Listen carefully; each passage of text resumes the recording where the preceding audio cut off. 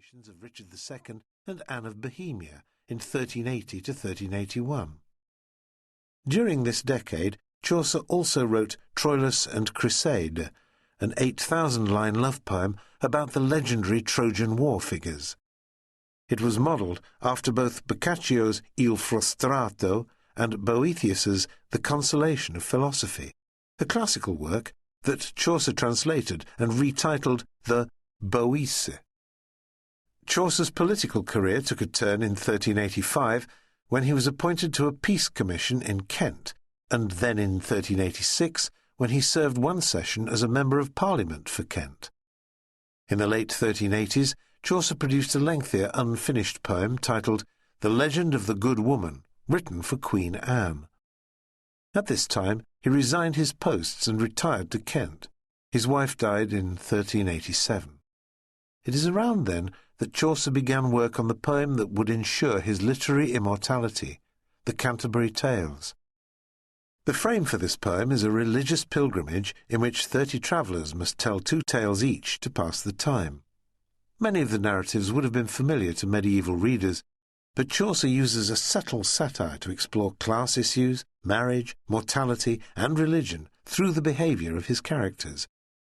The writing of the tales continued for years, as he devoted more time to public service as the clerk of the King's Works from 1389 to 1391, and in the 1390s as a deputy forester for the North Petherton Forest in Somerset.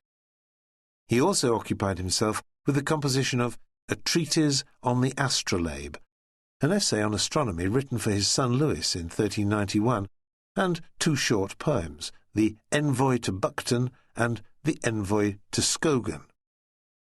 Many of the individual tales that make up the Canterbury Tales had been circulated piecemeal among Chaucer's friends throughout the 1390s.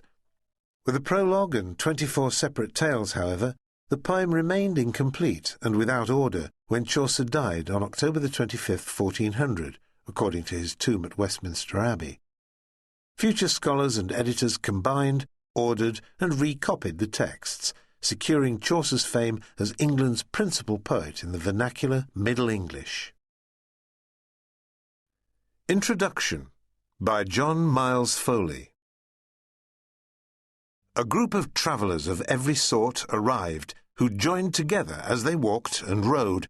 Turned good friends, they now proceeded on as one, a band of pilgrims indeed, intending to worship Thomas at Canterbury.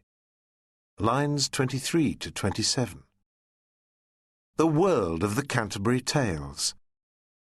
Of every sort, indeed.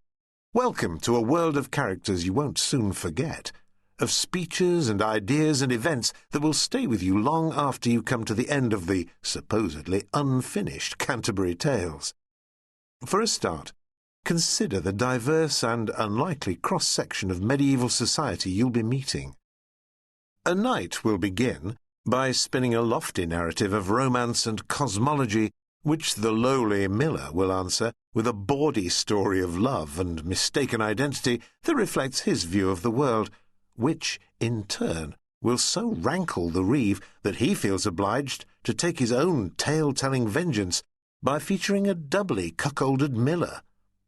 You'll encounter the infamous wife of Bath, who never met a husband she couldn't tame, or almost never, and you'll hear some starkly conflicting ideas about marriage from such sources as the scholarly clerk, for whom womanly patience is the highest virtue, the prosperous merchant, who has a wife, the worst that may be, and recounts the perils of a January to May relationship, and the unabashedly Epicurean Franklin, who through generosity of spirit charts a middle road between the medieval institutions of courtly love and the Christian Church.